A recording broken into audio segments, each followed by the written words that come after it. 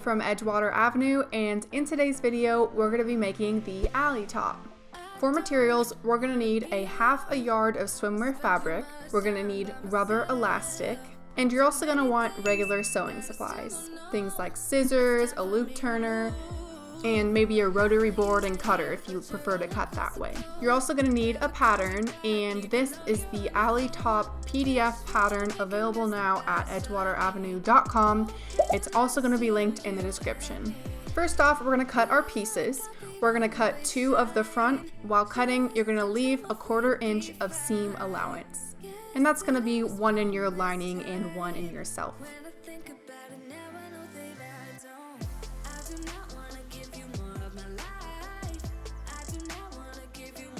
And 2 of the back.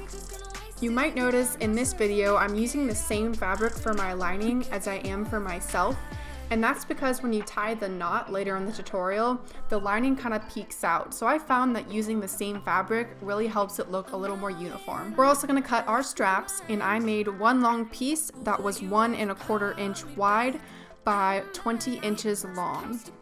And later we're going to cut that in half. And if you did purchase the pattern, there are specific strap measurements for the size that you're using.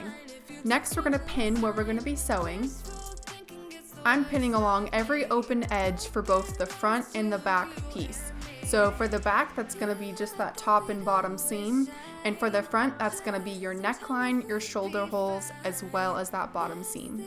And then for our strap, we're going to fold it in half with right sides together and sew together that open edge.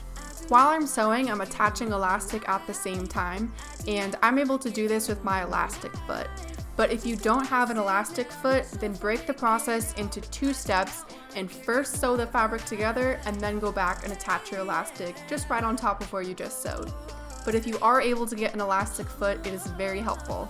Now that everything is sewn and the elastic is attached, we can begin construction. First, I'm going to use my loop turner, and I'm going to turn my strap to the right side and then cut it in half. Then I'm going to insert each of the straps into each of the strap openings.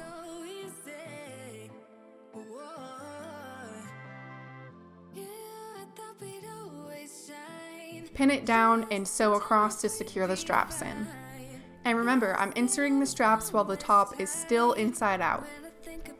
Now we can take the front piece to the right side, and at this step we're going to tie the knot.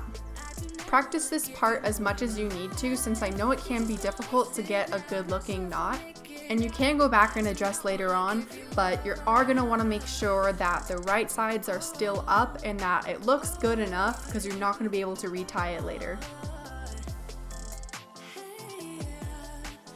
So we're going to switch gears and we're going to come back to our back piece. Now I'm going to take my fabric marker and I'm just going to mark where I want my strap openings to be, and I'm also going to mark where I want our little 1-inch hole, which we're going to be using later to attach the front and the back. I usually like to put my straps about 3.5 inches in from the side seam, and for the 1-inch hole I'll usually just put it right down the middle. So after you've made your markings, you're just going to seam rip each of the areas.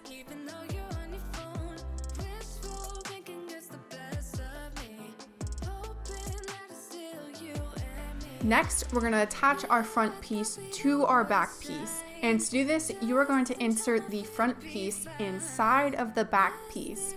So your front piece should be right sides out, but your back piece should still be inside out. You're going to line up the side seams on either side. You're going to tuck in the straps and any excess, and you're going to pin down each of those side seams.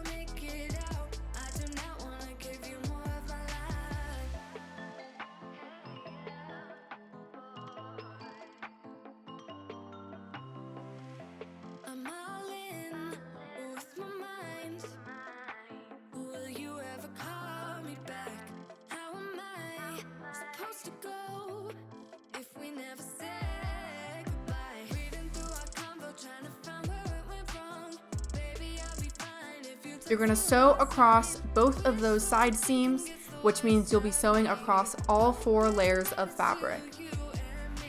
Now that the side seams are sewn, we're left with this little tube looking thing.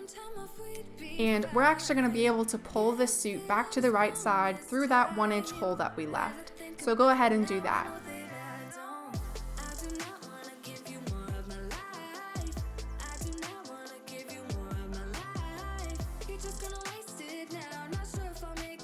So now we just have to attach the straps in order to complete the construction. So you're going to insert your straps into the strap openings that we left in the back piece. And it's easiest to do this while the top is all right sides out. That way you can make sure that the straps aren't twisted.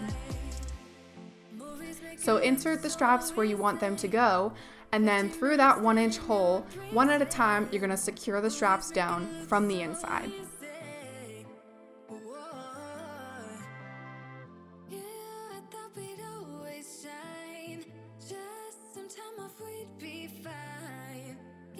The final step is finishing off the 1-inch hole with an invisible stitch, or you can just use a top stitch. And here's what we made. I know you guys are gonna love making this top, and I think there's a lot more ways to use this pattern. For instance, instead of tying a knot, you could maybe just do a twist, or you could maybe not tie anything and take in the sides probably to make it fit a little more properly. Another idea is you could take the front piece, and instead of cutting the back piece, you'll cut 2 front pieces. And you might be able to wear the top 2 ways. So you could have it up front with a knot, and then you could twist it around and have it in the back without a knot.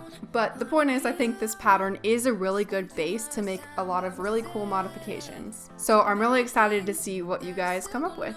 As always, make sure to follow Edgewater Avenue on Instagram, which is going to be at EdgewaterAVE, and tag us in your project photos. Thank you for watching, and I'll see you next time.